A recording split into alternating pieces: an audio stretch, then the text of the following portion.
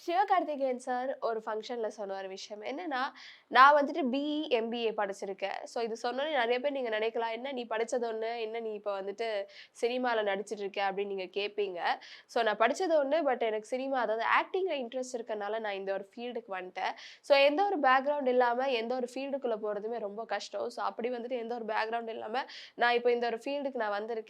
So இந்த cinema இண்டஸ்ட்ரியில நம்ம வந்துட்டு நெறைய விஷயத்த நம்ம ஃபேஸ் பண்ண வேண்டியதா இருக்கும். நெறைய சவால்கள் வந்துட்டு ஃபேஸ் பண்ண வேண்டியதா இருக்கும். ஸோ அந்த மாரி சவால்கள் வந்துட்டு வரப்போதெல்லாம் எனக்கு தோன்ற ஒரே ஒரு விஷயம் என்னன்னா, லைக் எனக்கு இந்த சினிமா இண்டஸ்ட்ரிலருந்து என்ன வெளில அனுப்பிச்சுட்டாலுமே, நான் 2 டிகிரி வாங்கியிருக்கேன். ஸோ இந்த 2 டிகிரிய வச்சுட்டு நான் எங்க போய் வேணாலும் நான் பொழச்சுப்பேன் அப்படிங்கிற மாரி சொன்னாங்க. என்னோட ஆசை, என்னோட கனவெல்லாம் வந்துட்டு சினிமா இண்டஸ்ட்ரி. ஸோ எல்லாருக்குமே வந்துட்டு ஒரு ஒரு ஆசை இருக்கு, ஒரு ஒரு கனவுகள் இருக்கு. ஸோ அந்த ஆசை, அந்த கனவுகள் நோக்கி வந்துட்டு நீங்க ஓடிட்டு இருக்கிறத நான் பார்த்துட்டு இருக்கேன்.